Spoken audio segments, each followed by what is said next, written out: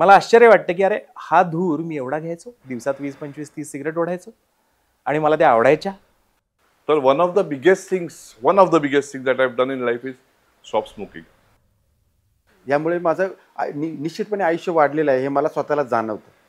मला प्रत्येक गोष्टीमध्ये आता आनंद मिळतो आणि तो आनंद घ्यायला मला तंबाखूची गरज लागत नाही. नमस्कार, माझं नाव अमीर देसाई आहे. नमस्कार, माझं नाव विजय बोठे पाटील.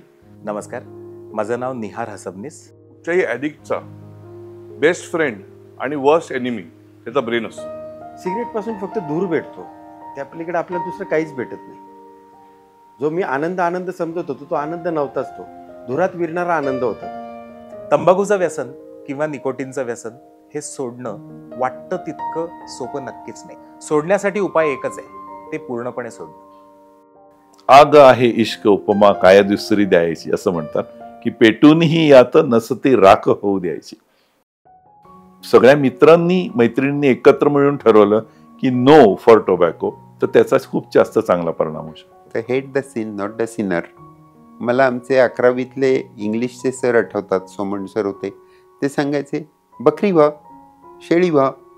ती बकरी फक्त बाभळीचा सुद्धा पाला खाते, काटे खात नाही. आपण ना खूप म्हणजे बुद्धिवादी आहोतच आपण माणसं, पण ह्याचा अर्थ आपण भावनांना दुर्लक्ष करावं किंवा त्या सप्रेस कराव्यात असं अजिबातच नाही. बुद्धी आणि भावना यांचा योग्य तो बॅलन्स ठेवणं आवश्यक आहे. कुठलीच गोष्ट ही वरचढ नाही असू शकत, त्याचा बॅलन्स करणं खूप गरजेचं आहे. The first one is too much, 25 are very little. म्हणजे मी पहिला जी सिगरेट पितो ती जास्त असते, किंवा पहिला मी तंबाखू खातो ती जास्त असतं, आणि 25वी सिगरेट जरी पाहिलं तर ती खूप कमी असते, कारण की माझं सॅटिस्फॅक्शन कधीच मला मिळत नाही. रिलॅक्स हा माणसाचा त्याच्या ब्रेनमुळेच होतो, की आता बॉडीमधनं आफ्टर थोड्या दिवसांनी ते केमिकल निघून जातं.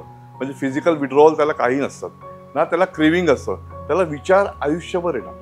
मला एवढे वर्ष निकोटीनच्या पासून लांब राहिल्यामुळे माझा स्वतःबद्दलचा तो इमेज असतो, म्हणजे स्वतःबद्दलची प्रतिमा असते, ही खूप हाय झाली. सुरुवातीचा जो पिरियड होता, पहिला महिना, 2 महिने, 3 महिने, 6 महिने, खूप आठवण यायची.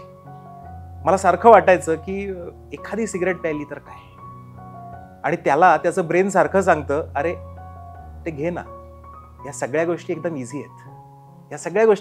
आहेत, आणि तो त्या व्यसनाकडे ओढला जातो.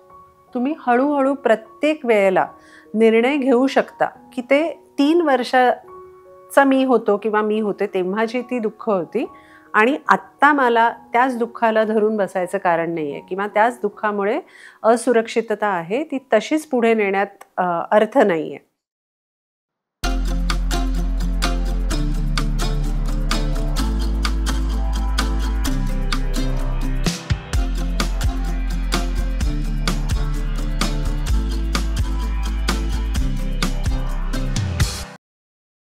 निर्णय घेणं सोपं असतं का नसतं, आणि जर सोपं असेल तर मग जमत का नाही.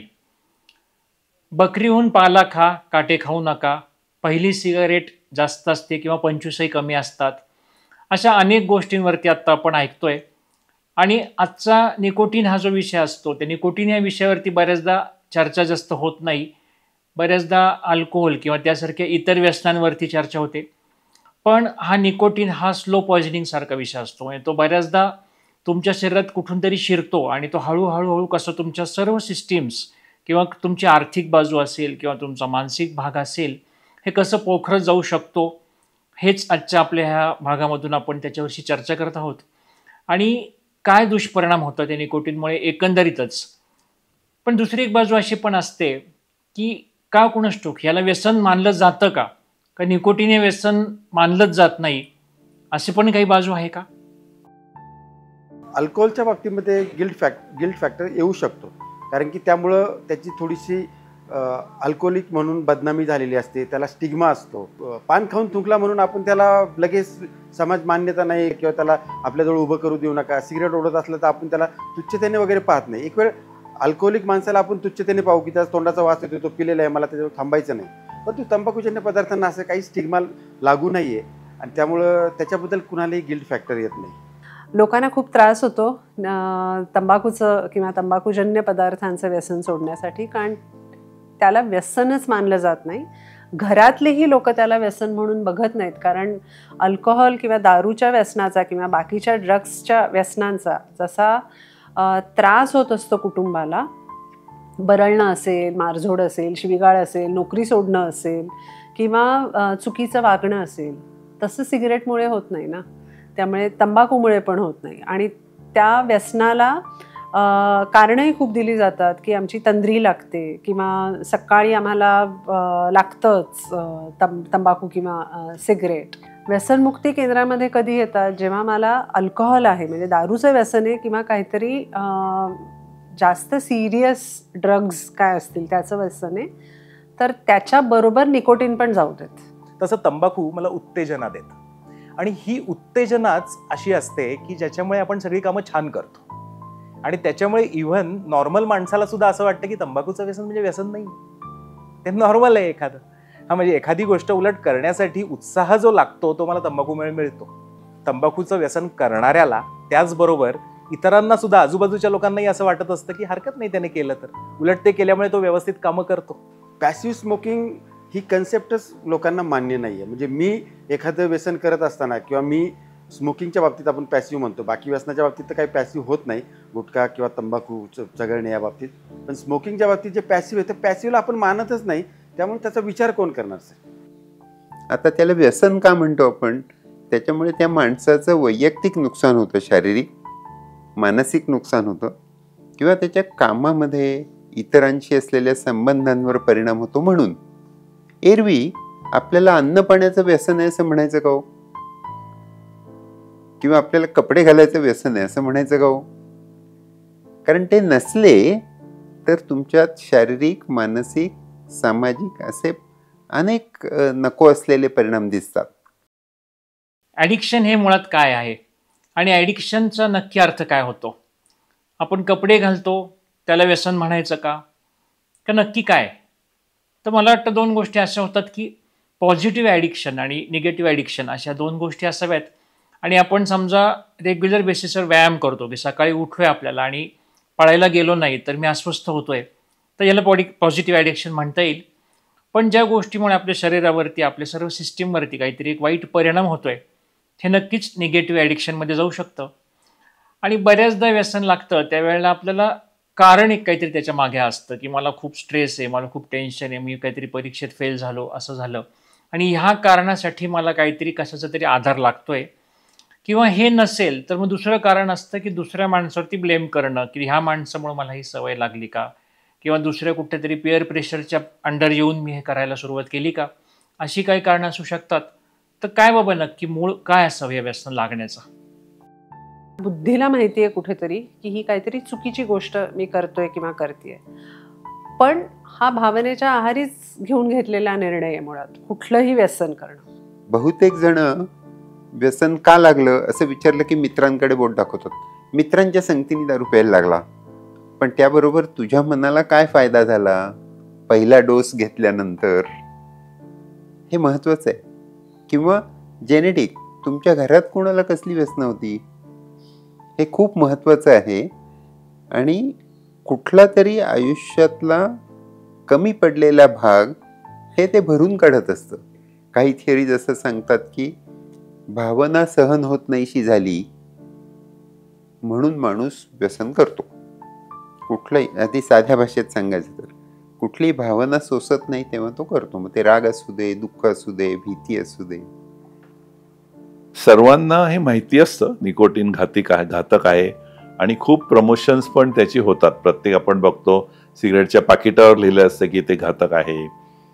एकमेकांच्या बोलण्यामध्ये सगळ्यांना माहिती असतं, पण त्यालाच व्यसन म्हणतात. जे कळतं ते वळत नाही, कारण त्याचं ॲडिक्शन पोटेन्शियल जे आहे ते फार जास्त असतं. निकोटीन मला वाटतं ब्रेनमध्ये ज्या एका ठिकाणी काम करतं तिथे इतका त्याचा परिणाम होतो एखाद्यावरती की त्याच्यातून मग त्याला बाहेर पडता येत नाही. तो ज्या ग्रुपमध्ये असतो, ज्या ग्रुपमध्ये वावरतो, ज्या त्याचा मित्रपरिवार असतो, त्यांच्यामध्ये कुणी ना कुणी हे व्यसन पूर्वी केलेलं असतं आणि त्याच्या असलेल्या अनुभवामुळं यालाही त्याचं कुतूहल असतं आणि त्या कुतूहलापोटी तो सुरुवात करतो आणि मग ते सुरू ठेवायचं, कंटिन्यू ठेवायचं की नाही, हे त्याला आलेल्या अनुभवानंतर मग तो पुढं ठरवतो. माणूस मुळातच व्यसन का करतो आणि स्पेशली निकोटीनचं व्यसन का करतो, तर हे प्रत्येक व्यसनाच्या बाबतीत लागू होतं. त्याला आनंद मिळतो ते व्यसन केल्यामुळे, म्हणून तो व्यसन करतो. हा, जेव्हा जर मला त्रास झाला व्यसन करून, आता मी कशासाठी करेन? म्हणजे शिकण्याच्या वयामध्ये आपण इतक्या गोष्टी एक्सप्लोअर करायच्या असतात आणि आपल्याला ते कोणी करूच देत नाही. जसजसं मोठं व्हायला लागतो तसं ते सगळं जे दमन झालेलं असतं, म्हणजे मला माझ्या मनच्या गोष्टी करता येत नाही आहेत, हे जे दमन झालेलं असतं, त्या सगळ्या गोष्टी मला एका विशिष्ट वयात आल्यानंतर मला त्या करून बघायच्या आहेत. हे असं सिस्टीमच झालेली आहे आता ती तयार. त्यामुळे ते सगळं करत असताना मी माझ्या शरीराला योग्य अशी गोष्ट करते का, ह्याचा फारसा दुर्दैवाने विचारच केला जात नाही. कारण सगळेच जण करतायत ते. माझ्या आजूबाजूला असलेली सगळं मुलं मुली करतायत. मी माझ्या वरच्या पिढीच्या लोकांना ते करताना बघते. मी माझ्या सिनेमात बघते. कितीही असं म्हणत असलो आपण की मी सिगरेट ओढतो किंवा ओढते कारण ते स्टायलिश आहे किंवा ती सगळीच मुलं ओढत असतात आणि या वयात सगळेच जण ते करत असतात, हे कितीही कारण असलं तरी पण सगळ्या जणांनाच ते व्यसन लागतं असं नाही. त्यामुळे व्यसन लागण्यामागचं कारण हे कुठेतरी आपल्याला असलेला डिस्ट्रेस हँडल करण्यासाठी त्या सबस्टन्सचा वापर करणं हे अगदीच असतं. डिस्ट्रेस एखाद वेळेस तो सेल्फ एस्टीम बाबतचा असेल, कुठेतरी इन्फिरियर म्हणजे स्वतःबद्दलच कमी वाटत असतं, किंवा आजूबाजूला जे वातावरण असतं, आपल्या मित्र मैत्रिणी असतात त्यांच्यामध्ये फिट होण्यासाठी असतं. खूप सारे ताण असू शकतात. ते ताण हँडल करण्यासाठी कुठेतरी ते सबस्टन्स मदत करत असतो. ताणाची कारणं त्याने नाहीशी अजिबातच होत नाहीत. फक्त जो शरीराला त्रास होत असतो ताणामुळे, त्यातून हलकं वाटवण्यासाठी ते व्यसन काम करतं. मला ताण आलाय, मी जरा खाली जाऊन आलो, एक सिगरेट ओढून आलो, मग मला आल्यानंतर बरं वाटेल, असं आपण आपल्या वेगवेगळ्या ऑफिसेसमध्ये, आपल्या कामाच्या ठिकाणी, असं ठिकाणी ऐकत असतो. तो माणूस खाली जाऊन येतो, सिगरेट ओढून येतो, आल्यावर म्हणतो मस्त वाटलं. कदाचित थोड्या वेळाने तो असं म्हणतो यार नसतो गेलं तरी चाललं असतं, खरं तर उगच गेलो असं वाटतंय. तर हा जो एक गिल्ट आणि त्यानंतर परत थोड्या वेळाने ती भावना निर्माण होण्याचा खेळ चालूच राहतो. आणि या सर्वमधनं तो माणसाला कन्फ्युजन असतं की अरे मी हे ओढतो ह्याच्याने मला खरंच बरं वाटतंय का. आता ही एक मानसिक बाजू झाली ज्याच्याने त्याला बरं वाटत असावं समजा, असं जर गृहीत धरलं, त्याच्या शरीरावर तर परिणाम काहीतरी होत असणारच आहेत. तर काय होत असेल? शॉर्ट टर्म परिणाम तर बऱ्याचदा असतात की काहीतरी तरतरी वाटत नाही, फ्रेश वाटत नाही, सकाळी उठल्यानंतर थकवा जाणवतो, 2 जिने चढले की माणूस म्हणतात आजकाल मला लवकर दमल्यासारखं वाटतंय. जनरली कुठल्याही व्यसनाचं आपल्याला एक सवय कशी असते की तुम्ही दारू पिता, तुमचं लिव्हर खराब होईल, सिगारेट ओढली तुमची फुफ्फुसं खराब होतील, तुम्ही तंबाखूजन्य पदार्थ तोंडात धरले तर तोंडाचं कॅन्सर होईल, असं आपण एक जनरल सरसकट वाक्य म्हणतो. पण फक्त त्याच सिस्टीमवरती ते व्यसन काम करतं का? का शरीराच्या आणखी कोणकोणत्या अवयवांवरती आणि आणखी कोणकोणत्या भागांवरती त्याचे दुष्परिणाम होत असतात बरं? ब्रिटिश मेडिकल जर्नलमध्ये जेव्हा पेपर आला की मिश्री लावणाऱ्या बायका भारतात खूप आहेत आणि मिश्री लावणाऱ्या स्त्रिया आणि न लावणाऱ्या स्त्रिया यांच्या प्रेग्नन्सीची तुलना केली तर मिश्री लावणाऱ्या बायकांचे बाळांची वजनं कमी असतात, लो बर्थ वेट बेबीज खूप जास्त असतात. साईड इफेक्ट नक्की होतात, टॉक्सिक इफेक्ट नक्की होतात. पण निकोटीन, ते असं म्हणतात की निकोटीनमध्ये काही औषधी द्रव्य आहेत, औषधी गुण आहेत, पण त्याच्याबरोबर इतर जे पदार्थ येतात ते बनवताना त्यांच्यामुळे बऱ्याचदा साईड इफेक्ट होतात. आणि निकोटीनचा उपयोग हा कोलायटिसचे रिलॅप्स प्रिव्हेन्शन करण्यासाठी होतो असं जुन्या पेपरांमध्ये वाचल्याचं मला आठवतं. ऍक्च्युली तंबाखू खाणं ही जास्त घातक असतं. याचं कारण की ते जर अर्धा एक तास तंबाखू ठेवली तोंडामध्ये की 3 सिगरेट ओढल्या इतका परिणाम त्याचा होतो. निकोटीन हे आपल्याला माहिती आहे, तर खाऊन घेतात, एक पुडी ठेवतात किंवा गुळणी ठेवतात, अशी अर्धा तास पाऊण तास ते ठेवतात किंवा सिगरेट ओढली जाते. 2 प्रकारे निकोटीनचं सेवन जनरली होतं. तपकीर हा सुद्धा निकोटीनचाच प्रकार आहे जो नाकातून ॲब्सॉर्ब होतो. ॲक्च्युली जेव्हा आपण सिगरेट ओढतो त्याचा परिणाम फार फास्ट होतो, कारण तो धूर जेव्हा फुफ्फुसामध्ये जातो तिकडनं ते पटकन ॲब्सॉर्ब होतं आणि रक्तामधनं मेंदूकडे जातं. तोंडामधनं होणारं जे ॲब्झॉर्प्शन आहे किंवा मग रक्तामध्ये शिरणं हे थोडं स्लो असतं. त्यामुळे पहिलाच सिगरेटचा झुरका मारल्यानंतर लोक आहा असं म्हणतात, कारण की ते पटकन त्याचा परिणाम होतो. तोंडाने घेणारा जो सिगरेट म्हणजे निकोटीन आहे ते हळूहळू त्याचा परिणाम होतो. पण दोघेही तितकेच घातक असतात. म्हणजे निकोटीन एकदा रक्तात गेलं की त्याचा जो परिणाम व्हायचा आहे, मग अथेरोस्क्लेरोसिस असो, हार्ट अटॅक असो, पॅरालिसिस असो, हे दोन्ही रूट्सनी ऑलमोस्ट इक्वल पर्सेंटेजमध्ये होतं.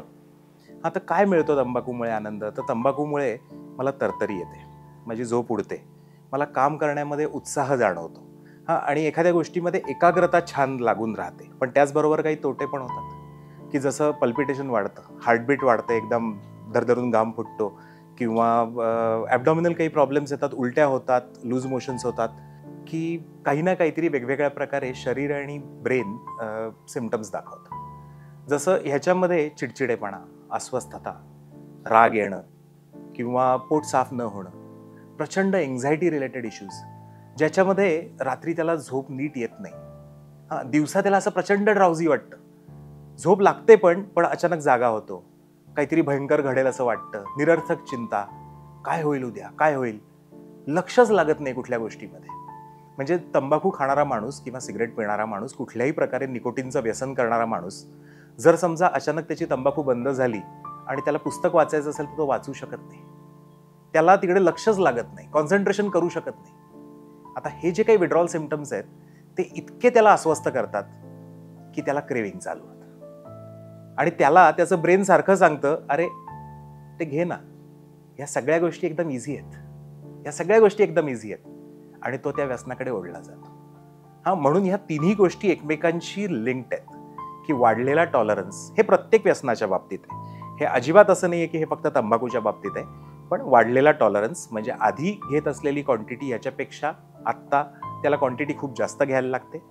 त्याच्यानंतर त्याला येणारे विड्रॉल सिम्पटम्स, आणि त्याच्याबरोबर येणारं त्याला क्रेविंग, ह्या 3 गोष्टींमुळे कळत असूनही त्याला वळत नाही, आणि व्यसन सोडायची इच्छा असूनही तो व्यसन सोडू शकत नाही.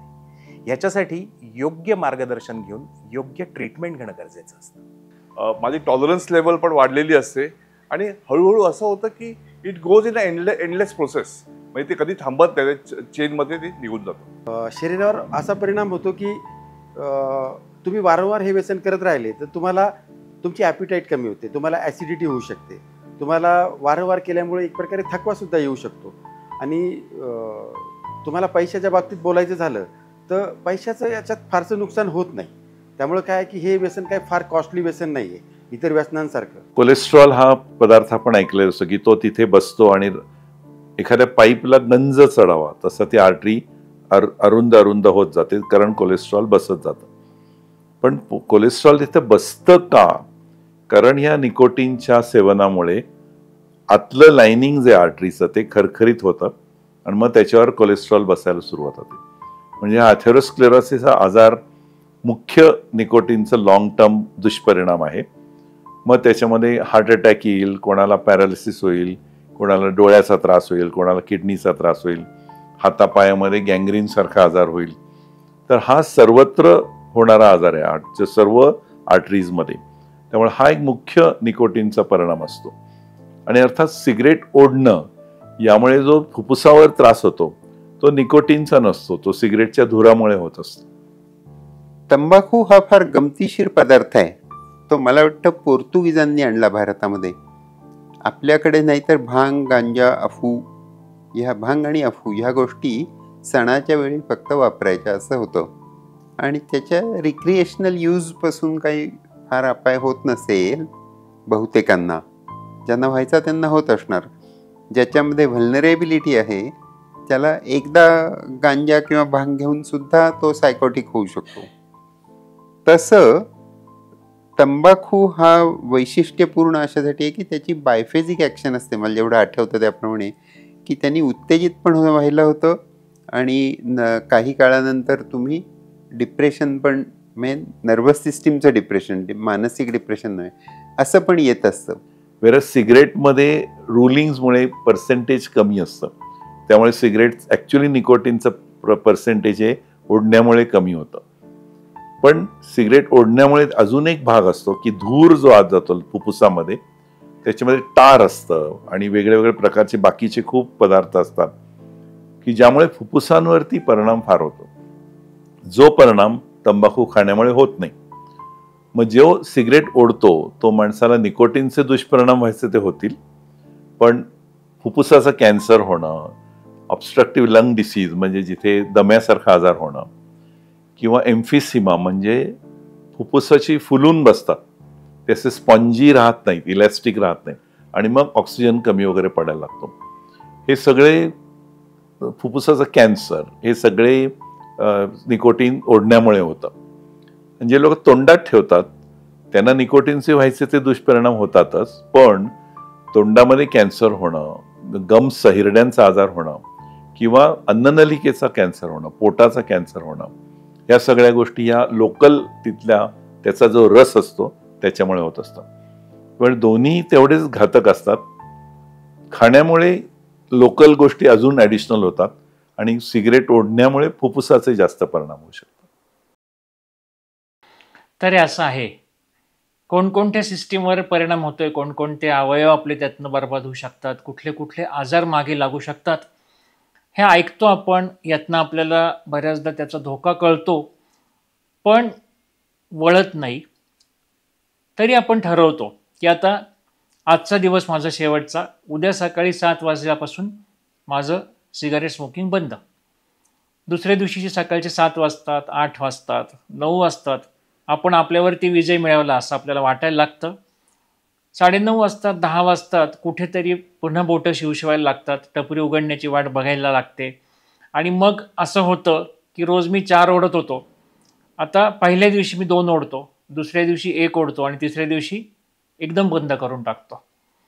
असं होतं. आता ती पहिली सिगारेट सकाळी 9:30-10 वाजता ओढली जाते आणि त्यानंतर पुन्हा त्या गिल्टच्या प्रवासाकडे, उताराकडे आपण जायला लागतो आणि मग लक्षात येतं की नाही, आता एकदा तो निर्णय पुन्हा चुकलाय, आता हे काही सुटत नाही. इरादे आपले नेक असतात, हेतू चांगले असतात, मनापासून सोडायची इच्छा असते, पण का जमत नाही? हे इतकं अवघड आहे का? अवघड तर आहे, पण अशक्य नाही आहे. आणि ह्या सर्व प्रोसेसमध्ये काय असे अडथळे किंवा काय असे हर्डल्स येतात जिथे आपल्याला हे सोडणं अवघड जातं? तुकारामांची गोष्ट ती आपल्या सगळ्यांना ठाऊकच आहे. आई त्यांच्याकडे गेली बाळाला घेऊन, म्हटली याचं गुळाचं व्यसन लागलं याला. तर ते म्हटले असं, मग 15 दिवसांनी ये. 15 दिवसांनी गेली ती परत बाळाला घेऊन. मग त्यांनी त्या बाळाला बोलवलं, त्याच्या कानात सांगितलं, त्यांनी सोडला गुळ. मग आणखी 15 दिवसांनी ती बाई परत आली. ती म्हणली यानं सोडला की. मग ते म्हणले मग कशाला आली परत? ती म्हणली मग पहिल्याच दिवशी तुम्ही का नाही सांगितलं, मला 15 दिवसांनी का बोलवलं? ते म्हणले आधी मी खाऊन पाहिला, तिची चव पाहिली, व्यसन पाहिलं, ते सोडून पाहिलं आणि मग त्याला सांगितलं. अनुभवाचं बळ असताना मी सांगितलं. गुण चांगला आहे तो. आपले ॲडिक्टिव्ह पॅटर्न्स म्हणजे काय? खूप लहान वयामध्ये आपल्याला एखाद्या गोष्टीचा बचावात्मक पवित्रा म्हणजे मेकॅनिझम्स आपण तयार केले, ज्यातला डिफेन्स मेकॅनिझम म्हणतो. एखाद्या गोष्टीमुळे मला अस्वस्थ वाटतंय, मला असुरक्षित वाटतंय किंवा असहाय्य होतीये, तर मी काहीतरी मेकॅनिझम तयार करते की जेणेकरून मला तेवढ्यापुरतं तरी बरं वाटेल. आपण जसं मोठं व्हायला लागतो तसतशा अशा अनेक घटना घडत असतात, त्याच्यामुळे आपल्याला तो बचावात्मक पवित्रा आपण परत परत परत परत वापरत राहतो. मग एखाद्याचं असेल की गप्प बसणं असेल, एखाद्याचं असेल की कुठलेही बॉडीली ॲक्शन्स असतील की जसं काय कोणाचं खाण्याची कोणाला सवय असेल. सो आता काउन्सिलिंगमध्ये काय होतं की नक्की डिस्ट्रेस एरियाज काय काय आहेत आणि किती वयापासनं ते चालू झाले आहेत हे ह्याचा मागोवा घेणं. सो नुसतं रुग्णमित्राशी बोलून नाही तर तिथे फॅमिली सेशन्स पण उपयोगाला खूपच उपयोगी असतात. आईवडिलांशी बोलणं मदत करतं. किंवा जे रुग्णमित्र असतात त्यांचं बालपण कसं गेलं आहे, सभोवतालची परिस्थिती काय होती, घरातलं वातावरण काय होतं, अगदी पहिलं 1 वर्ष बाळाचं म्हणजे आयुष्यातले पहिले 365 दिवस कसे गेले, तिथलं डेव्हलपमेंटल स्टेजेस कशा होत्या. आता तंबाखू खाणाऱ्यांना ही सवय असते किंवा एक बार भरून ठेवला इथे ती सवय असते. सो त्याबद्दल खाण्याच्या सवयी लहान वयात त्या सगळ्या कशा होत्या, वीनिंग प्रोसेस कशी झालेली आहे, या सगळ्याबद्दल काउन्सिलिंग सेशन्समध्ये काम केलं जातं. त्याचा उपयोग काय होतो तर आपल्याला लक्षात पण येत नाही की आपण किती काय काय मेमरीज सगळ्या ज्यांनी आपल्याला वेदना झाली आहे, ज्यांनी भीती बसली आहे, दुःख तयार झाली आहेत, अपमान आहेत, काळजा आहेत, असुरक्षितता आहे, त्या सगळ्या गोष्टी आपण सिस्टीममध्ये साठवून ठेवलेल्या असतात आणि त्यांना कितीतरी वर्षांनी वाट मोकळी करायला स्कोप मिळतो. त्यामुळे जसजसं पेशंट्स किंवा ती व्यक्ती बोलायला लागते तसतसं भावनिक निचरा व्हायला सुरुवात होतो. एकच घटना आपल्याला 100 वेळेला सांगायची असते तेव्हा कुठे मग ते आपल्याला बरं वाटायला लागतं. त्याच्यामुळे ते मोकळेपणी मला व्यक्त होण्यासाठी प्लॅटफॉर्म मिळाला आहे, हीच आधी पहिली सुरुवात असते की जिथे तुम्ही तुमच्या व्यसनावर काम करायचा विचार करताय आणि ती संधी म्हणून त्याचा वापर करताय. सो जसजसं ते व्हायला लागतं तसतसं तुम्ही हळूहळू प्रत्येक वेळेला निर्णय घेऊ शकता की ते 3 वर्षाचा मी होतो किंवा मी होते तेव्हाची ती दुःख होती आणि आत्ता मला त्याच दुःखाला धरून बसायचं कारण नाही आहे किंवा त्याच दुःखामुळे असुरक्षितता आहे ती तशीच पुढे नेण्यात अर्थ नाही आहे. जसं इंग्लिशमध्ये एक वाक्य आहे की our feelings are real but reality could be different. म्हणजे आपल्या भावना इतक्या वर्षाच्या आहेत आणि त्या खऱ्याच आहेत, त्या अजिबात खोट्या नाही आहेत, पण तेव्हाचं वास्तव वेगळं होतं. त्या वास्तवाला धरून त्या भावना होत्या आणि त्याच वास्तवाला मी आत्ता वेगळ्या भावनांनी बघू शकते. एखाद्याने जर हे व्यसन सोडायचं ठरवलं तर समजा त्याचे जे घरचे आहेत त्यांचा त्याला सहभाग हवाच आहे, कारण की तो जर व्यसन सोडायला तयार असेल तर मग इतरांनी त्याला मोटिवेट केलं पाहिजे, त्याला कोऑपरेट केलं पाहिजे आणि मित्रांनी सुद्धा त्याला कोऑपरेट केलं पाहिजे की जर कुणी हे व्यसन सोडण्याचा प्रयत्न करत असेल तर त्याला त्या व्यसनासाठी प्रवृत्त करण्यापासून त्यांनी दूर व्हावं. तुम्ही रस्त्यावरती चालताना बघता की लोक सिगरेट पित आहेत किंवा तुम्ही कुठच्या हॉटेलमध्ये बसला असाल तर कोणतरी मागे सिगरेट पित असतं तर धूर नाकात जातो. हा एक्सटर्नल चॅलेंज असतो. इंटरनल चॅलेंज म्हणजे माझ्या लाईफमध्ये एक पार्ट बनलेला असतो. It is a important part, becomes a important part of my life over a period of time. आणि मग तो पार्ट एकदम निघून गेला की ती जी गॅप असते, ती पोकळी असते, ती भरायला मला काही ना काहीतरी करायला लागतं किंवा मे बी त्यावेळेला मी एखादी रिप्लेसमेंट शोधतो. It is a very important part of a replacement. जर मी रिप्लेसमेंट शोधली तर actually it comes to the same thing. Angioplasty किंवा बायपास झाल्यानंतर सुद्धा आम्ही असं पाहिलंय की लोक चालू ठेवतात सिगरेट किंवा निकोटीनचा कुठल्याही प्रकारचं सेवन. कारण मी आधी म्हटलं तसं की त्याचं जे व्यसन लागण्याचं पोटेन्शियल आहे तंबाखूचं ते भयंकर जास्त असतं आणि थोडंफार त्या व्यक्तीची पर्सनॅलिटी पण तशी असते. त्यांना बाकी पण गोष्टींची व्यसनं लागू शकतात, नॉट ओन्ली तंबाखूचं व्यसन. तर हे लोक काही असं मी तर म्हणेन की एन्जिओप्लास्टी बायपास झाल्यानंतर लोक खूप घाबरतात आणि हार्ट अटॅक आल्यानंतर बंद तंबाखू झाल्याचे खूप लोक असतात आणि त्यांची कुटुंबातली मंडळी पण त्यांच्यावरती प्रेशर करून त्यांना थांबवतात. मी तर असं म्हणेन 100 80 लोक हे निकोटीन थांबवतात एन्जिओप्लास्टी बायपास हार्ट अटॅक याच्यानंतर, पण 20% लोकांना जाम ते जमत नाही, ते कंटिन्युअस चालूच राहतं. मग चोरून घेतात, जे काही व्यसनाच्या गोष्टी आपल्याला माहिती आहेत त्या सर्व यांच्या बाबतीत होतात. काय होतं बऱ्याच जणांना पोट साफ होत नाही आणि मग त्यांना इतकं ते अस्वस्थपणा येतो. ते एकदा घेतलं निकोटीन, पोट साफ झालं की ते मोकळे झाले असं, मग त्यातून ते परपेच्युएट होतात गोष्टी. पण येस 20% लोक एन्जिओप्लास्टी बायपास नंतर सुद्धा ते चालू ठेवतात आणि त्यांना बाकी काय आपण कळकळीची विनंती करू शकतो, सांगू शकतो आणि अर्थात व्यसनमुक्ती केंद्रात पाठवू शकतो जिथे त्यांच्यावरती उपाय होऊ शकतात. हे सगळं शक्य आहे, पण मला वाटतं की सगळ्यात आधी ट्रिगर काय, मला क्रेव्हिंग कशाने होतं.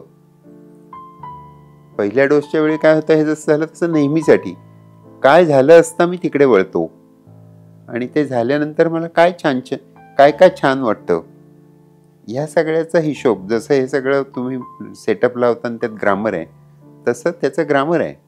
मला विचाराल तर विचार करू दे त्याला की त्याला का सोडायचं आहे, त्यांची यादी करू दे, एक दिवस ठरवू दे आणि त्या दिवशी सगळं सोडून देऊ दे आणि आधी डिक्लेअर करू दे की मी ह्या दिवसापासून सोडणार बरं का. मग घरातले सर्व तंबाखू आणि तंबाखूजन्य पदार्थांचा त्याग करावा, त्या टाकून द्याव्यात, ओढणाऱ्याला देऊन टाकाव्यात आणि मग तिथून पुढे ठरवलेल्या दिवशी ते एके दिवशी अचानक सोडावं आणि आलेले विड्रॉल सहन करावेत. ते 1-2 आठवड्यात संपतात आणि पुढे काही होत नाही त्रास. अशी खूप माणसं मला माहिती आहेत. थोड्या दिवसांसाठी कुठलीही रिप्लेसमेंट थेरपी काम करू शकते ना. म्हणजे लास्ट मिनिट आपल्याकडे पाहुणे येणार आहेत असं म्हणलं आणि घरात पसारा आहे, तर त्याच्यावर आपण पटकन काहीतरी टेबल नेऊन ठेवतो किंवा त्याच्यावर काहीतरी चादर घालतो, तर पण त्याने माझा पसारा हटणार नाही आहे ना. तो पसारा हटवण्यासाठी मला समूळच प्रयत्न केले पाहिजेत. त्यामुळे रिप्लेसमेंट थेरपी असेल, कधी कधी पॅचेस लावतात, कधी कधी निकोजेली किंवा गम दिलं जातं, पण ते सुद्धा डॉक्टरांच्या सल्ल्यानेच या सगळ्या गोष्टी केल्या जातात आणि अल्टिमेटली आपल्याला एकावरनं दुसऱ्यावर शिफ्ट व्हायचं हा भागच नाही आहे. म्हणजे शेवटी रिप्लेसमेंट थेरपी म्हणजे काय की you are giving the same nicotine or the same substance or the same chemical एक वेगळ्या प्रकारे, वेगळ्या फॉर्ममध्ये, वेगळ्या क्वांटिटीमध्ये, may be in a safe way तुम्ही त्या माणसाला देतात. आणि मी बघितलेले आहेत की लोक त्या रिप्लेसमेंट थेरपीच्या आधी होतात. आपल्याला हवं आहे की मला हा डिपेंडन्सच बंद करायचा आहे आणि मला नवीन विचार वापरूनच मला जगण्याचा विचार करायचा आहे. त्यामुळे रिप्लेसमेंट थेरपी ही टेम्पररी, जो त्रास होत असतो तो कमी होईपर्यंत कधी कधी सांगितली जाते, पण तो काही परमनंट उपाय नाही आहे. म्हणजे मी तंबाखू बंद केला आणि परमनंटली मी निकोजेलीच खाते किंवा मी सिगरेट नाही ओढत, मी वेपिंग करते किंवा मी काय ई सिगरेट ओढते, हा काही पर्यायच नाही आहे. ओढते ती सिगरेटच ओढते शेवटी. टप्प्याटप्प्याने सोडायचे असेल, मी पर्सनली अजूनपर्यंत कोणीही टप्प्याटप्प्याने कमी करून सिगरेट किंवा तंबाखू सोडलेला बघितलेला नाही आहे. हा माझा माझं ओपिनियन आहे. आय माइट बी रॉंग, पण हे माझं ओपिनियन आहे क्लिअरली. मी कोल्ड टर्की म्हणजे तेव्हा त्या घटकेपासून मी परत ती व्यसन करणार नाही. ओके, तर कोल्ड टर्की आणि दुसरं एक असं की लोक म्हणतात ग्रॅज्युअली कमी करा. पर्सनली माझा असा अनुभव आहे की ग्रॅज्युअली मी कधीच कमी करू शकलो नाही. मी क्वांटिटी कमी करायचो, मी नंबर ऑफ सिगरेट्स किंवा नंबर ऑफ ब्रँड चेंज करून बघितले, पण ते कधीच मला जमलं नाही. I had to do it cold turkey आणि मला कोल्ड टर्कीचा हा उपयोग झालेला आहे. कोल्ड टर्की हा शब्द येणाऱ्या विड्रॉल सिम्पटम्सशी संबंधित वापरला जातो. की अचानक समजा ब्राऊन शुगर मिळायची बंद झाली, इम्प्युअर हेरोईन, तर शरीरामध्ये जी लक्षणं निर्माण होतात की थंड असताना पण घाम येईल किंवा केस उभे राहतील किंवा बाहुल्या मोठ्या होतील डोळ्याच्या, म्हणजे ती सगळी विड्रॉल सिम्पटम्स अशी असतात की नेमकं ते औषध घेतल्यानंतर ती सगळी ब्लॉक होणार असतात, म्हणून त्याला विड्रॉल सिम्पटम्स म्हणतात. तर कोल्ड टर्की सहन करून त्यातनं बाहेर यावं हे वैयक्तिकरित्या मला सोपं, चांगलं असं वाटतं.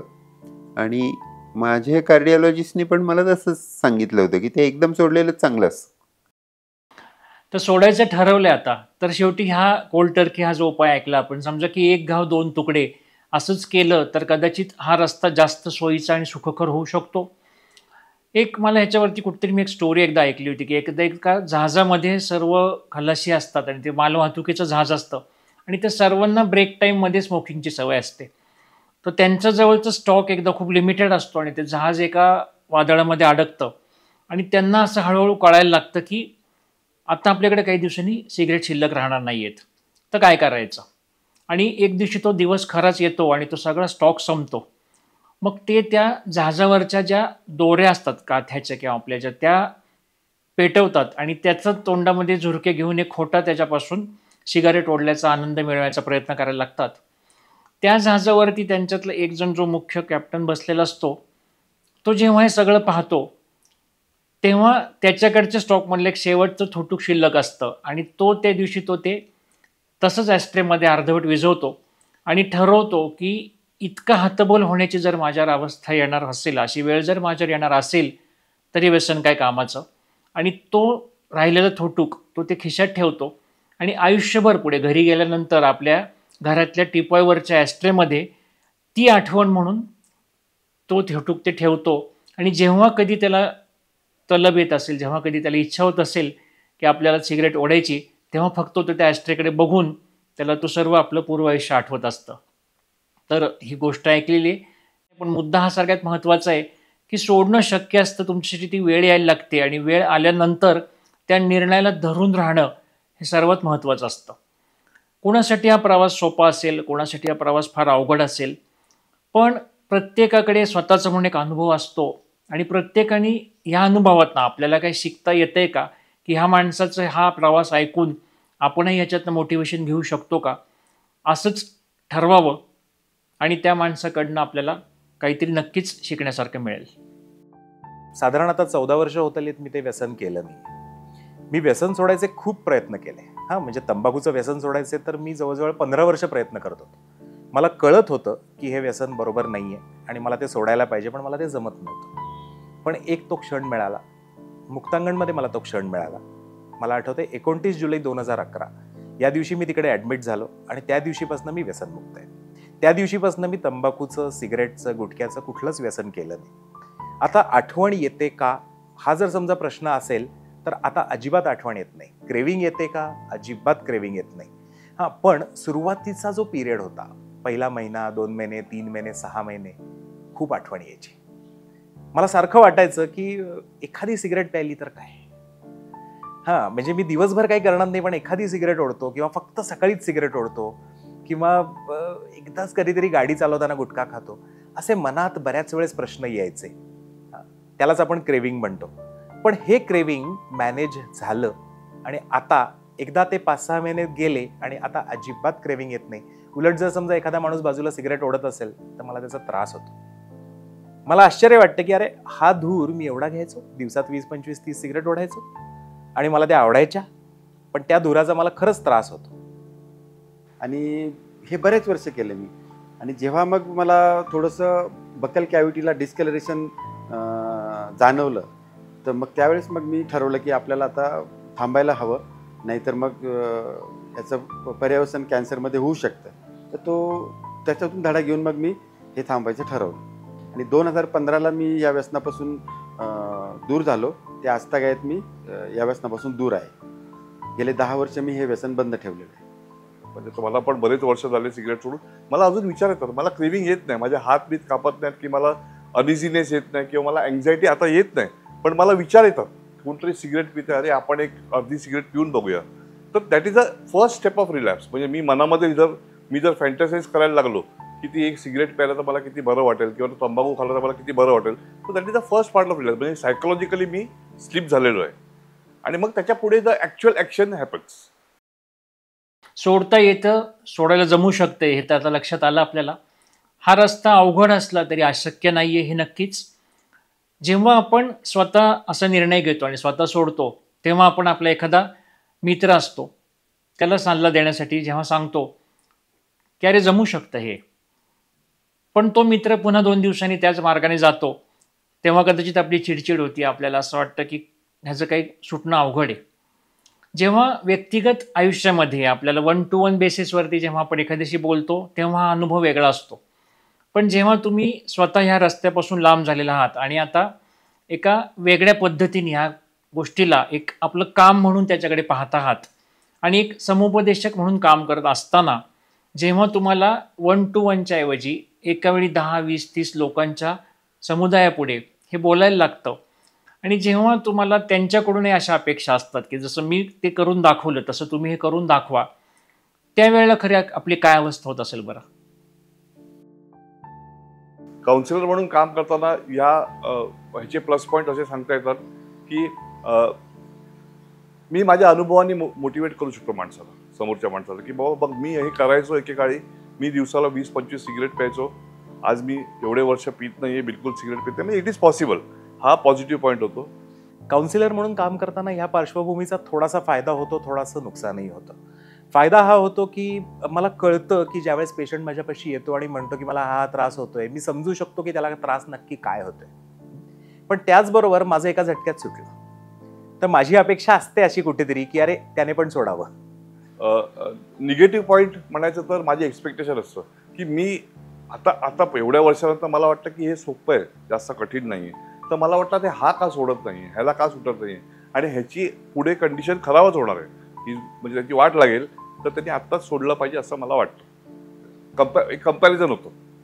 आणि ज्यावेळेस स्पेशली क्रेविंग कधी हायेस्ट असतं ना, त्यावेळेसच रिलॅप्स होतात.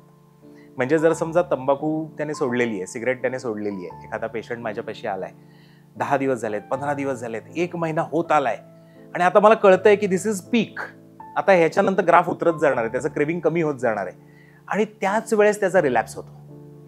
आणि मग त्यावेळेस मला असं वाटतं का ह्याने असं केलं. त्याने जर समजा हे केलं असतं तर तो व्यसनमुक्त राहू शकला असता. त्यावेळेस माझ्या अनुभवाचं नुकसानही होतं, कारण मला असं वाटतं की अरे त्याने ते करायला पाहिजे होतं, त्याने ते करायला पाहिजे होतं. म्हणजे फायदे पण होतात, त्याचबरोबर नुकसानही होतं. मग सोडणं शक्य आहे, लॉंग टर्म त्याच्यापासून लांब राहणंही शक्य आहे, हे तर आता आपण सर्व ऐकतोच आहोत. दुसरा विषय असा असतो की हे सर्व केल्यानंतर ओव्हरऑल आपल्या शरीरावर, आपल्या एकंदरीतच मानसिकतेवर किंवा आपल्या आयुष्यावरती याचे काय चांगला परिणाम होऊ शकतो बरं? आपल्याला एक गोष्ट सोडल्यानंतर येणारा कॉन्फिडन्स हा दुसरीकडे नक्कीच उपयोगी पडतो. हे इतर कुठल्याही गोष्टींना लागू आहे. जसं औषधाविषयी मी म्हणालो की औषधाला कळत नाही तुम्ही ते का घेताय. ते असं म्हणतात की एक्सपेरिमेंटेशन नंतर ॲडिक्शनची फेज रुजते आणि ते सोडल्यानंतर मॅच्युरिटीची फेज येते. Mature addict does not take the substance for the pleasurable effects. He takes the substance to avoid the unpleasant effects of withdrawal. हे सगळ्या आयुष्याला लागू पडणारं सूत्र आहे. मला जर कोणी विचारलं तू आयुष्यात कुठची मोठी गोष्ट केलीस, तर one of the biggest thing that I have done in life is stop smoking. त्यामुळे मला असं कुठची गोष्ट इम्पॉसिबल अशी वाटत नाही. कारण की एकेकाळी मला सिगरेट सोडणं इम्पॉसिबल वाटत की मी सोडूच शकत नाही. पण मी आज जर एवढे वर्ष लांब राहू शकलोय तर कॉन्फिडन्स लेवल खूप हाय झाली. मला एवढे वर्ष निकोटिनच्या पासून लांब राहिल्यामुळे माझा स्वतःबद्दलचा जो इमेज असतो, म्हणजे स्वतःबद्दलची प्रतिमा असते, ही खूप हाय झाली. कारण की एकेकाळी मला असं वाटत की मी ही गोष्ट करूच शकत नाही, की म्हणजे मला असं वाटायला लागलं की माझ्यामध्ये शक्ती आहे ती गोष्ट करायला. दुसरी गोष्ट डेफिनेटली ॲपिटाईट वाढला, वजन वाढलं, आणि त्यावेळेला मी खूप अंडरवेट होतो, जेवायचो नाही बिलकुल, ॲपिटाईट नव्हता. तिसरी मी जरा सोशली प्रेझेंटेबल झालो, कारण की माझ्या अंगाला आणि कपड्याला वगैरे सिगरेटचा खूप स्मेल यायचा. यामुळे माझं निश्चितपणे आयुष्य वाढलेलं आहे हे मला स्वतःला जाणवतं. व्यसनमुक्तीच्या पहिल्या प्रवासामध्ये सुरुवातीला जो काही मला त्रास झाला तो त्रास झाला, पण एकदा तो पॅच गेल्यानंतर मला तंबाखू मुक्तीमुळे किंवा निकोटीन मुक्तीमुळे झाला तर फायदाच झालाय. मला प्रत्येक गोष्टीमध्ये आता आनंद मिळतो, आणि तो आनंद घ्यायला मला तंबाखूची गरज लागत नाही. पूर्वी मला आनंद मिळवण्यासाठी मला तंबाखू सिगरेटची गरज लागायची. चहा पिताना मला बरोबर सिगरेट लागायची. मला टॉयलेटला जायला सिगरेट लागायची, किंवा कुठलीही गोष्ट असेल, साध्या साध्या गोष्टींनाही मला तंबाखू किंवा तंबाखूजन्य पदार्थांची गरज लागायची. ती आज लागत नाही. त्याचप्रमाणे आयुष्यातल्या महत्त्वाच्या घटना जरी असतील किंवा कुठल्याही घडामोडी असतील, तंबाखूची त्यावेळेस आठवण येत नाही, आणि तंबाखू नसल्याचा त्यावेळेस फायदाच होतो. हा तंबाखूजन्य पदार्थांपासून दूर राहण्यामुळं सगळ्यात महत्त्वाचं म्हणजे माझी ॲपिटाईट वाढली. ॲपिटाईट वाढल्यामुळं माझी जी शरीरयष्टी खालावली होती ती शरीरयष्टी मी पुन्हा कमावली. ओव्हरऑल माझी हेल्थ जी आहे, माझं शरीरयष्टी आहे, तिच्यावर दूरगामी परिणाम झाला. आणि या आजच्या वयामध्ये, आज माझं वय 60 वर्ष आहे, तर या वयामध्ये सुद्धा मी हेल्दी स्वतःला ठेवण्याचा प्रयत्न केला आहे. आणि तंबाखू मध्ये जर आपल्याला असं विचार करायचा असेल की बाबा कसं बघावं तरुणाईनी त्याच्याकडे, कारण तरुणांमध्येच होतं ॲक्च्युली 13 ते 18 या वयोगटामध्ये तंबाखूचं व्यसन लागतं. त्यामुळे आपण सोसायटीमध्ये समजा राहत असोल तर आपल्या घरातली मुलं आणि मुली, शेजाऱ्यांची मुलं आणि मुली हे कुठे उभे राहतात, काय करतात, जिन्याखाली उभं राहून काय करतात, ह्याच्यावर जर विचार करून त्या वेळेला जर आपण प्रतिबंध करू शकलो 18 वयापर्यंत 20 वयापर्यंत जर तंबाखू शरीरात गेली नाही तर त्यानंतर व्यसन लागण्याचं प्रमाण त्यांचं खूप कमी असतं. त्यामुळे 13 ते 18 या वयोगटामध्ये प्रमोशन्समध्ये, शाळा कॉलेजमधनं त्याच्यावरती सारखं सांगत राहणं हा एक उपाय आहे. निकोटीन ही गोष्ट 1 डे ॲट अ टाइम घेता येत नाही, 1 hour ॲट अ टाइम घ्यायला लागते. 1 hour at a time, may be sometimes even 1 minute at a time, की एक मिनिटं मी आता एक 10 मिनिटं सिगरेट पिणार नाही किंवा तंबाखू खाणार नाही, 10 मिनिटं करून मल्टिप्लाय करून ते slab. That is a take away message की take it 10 minutes at a time. जुन्या भावनांचा योग्य त्या ठिकाणी योग्य त्या पद्धतीने निचरा करणं आणि आपली बौद्धिक क्षमता मग ऑटोमॅटिकली वाढणार आहे. त्यामुळे बुद्धी आणि भावना यांचा योग्य तो बॅलन्स ठेवणं आवश्यक आहे. कुठलीच गोष्ट ही वरचढ नाही असू शकत, त्याचा बॅलन्स करणं खूप गरजेचं आहे. तंबाखूचं व्यसन किंवा निकोटीनचं व्यसन हे सोडणं वाटतं तितकं सोपं नक्कीच नाही आहे. त्यामुळे त्याच्यासाठी वेरियस अटेम्प्ट बऱ्याच जणांना करायला लागतात. सोडण्यासाठी उपाय एकच आहे, ते पूर्णपणे सोडणं. ते कमी होत नाही, ते रिप्लेस होत नाही, त्याला पूर्णपणे सोडायचं. जर समजा रिलॅप्स झाला तर लगेच दुसऱ्या दिवशी परत प्रयत्न चालू करायचा. दुसऱ्या दिवशी नाही, मी तर म्हणतो त्याच दिवशी त्याच वेळी परत प्रयत्न चालू करायचा आणि एकदा एक असा मोठा पिरियड मिळवायचा की ज्याच्यामध्ये मी व्यसन केलेलं नाहीये. तो पिरियड एकदा मिळाला की त्याच्यानंतर क्रेविंगही थांबतं, सगळ्याच गोष्टी थांबतात आणि तुम्ही व्यसनमुक्त आरामात होऊ शकता. सिगरेटपासून फक्त धूर भेटतो, त्या पलीकडे आपल्याला दुसरं काहीच भेटत नाही. जो मी आनंद समजत होतो तो आनंद नव्हताच, तो धुरात विरणारा आनंद होता तो.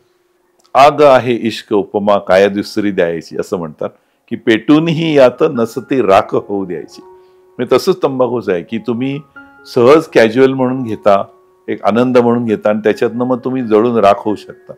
तर एवढं त्याच्याकडे सिरियसली कदाचित बघण्याची गरज आहे. आणि मुख्य मला असं वाटतं की मित्र एकमेकांना प्रमोट करू शकतात. आई वडिलांनी सांगितलं, टीचरनी सांगितलं, कोणीतरी डॉक्टरनी सांगितलं, नाही होत परिणाम. सगळ्या मित्रांनी मैत्रिणींनी एकत्र मिळून ठरवलं की नो फॉर टोबॅको, तर त्याचाच खूप जास्त चांगला परिणाम होऊ शकतो. मला आमचे 11वीतले इंग्लिशचे सर आठवतात, सोमण सर होते. ते सांगायचे, बकरी व्हा, शेळी व्हा. ती बकरी फक्त बाभळीचा सुद्धा पाला खाते, काटे खात नाही. तुम्ही ठरवा काय घ्यायचं काय नाही आणि तसं विवेक वापरा.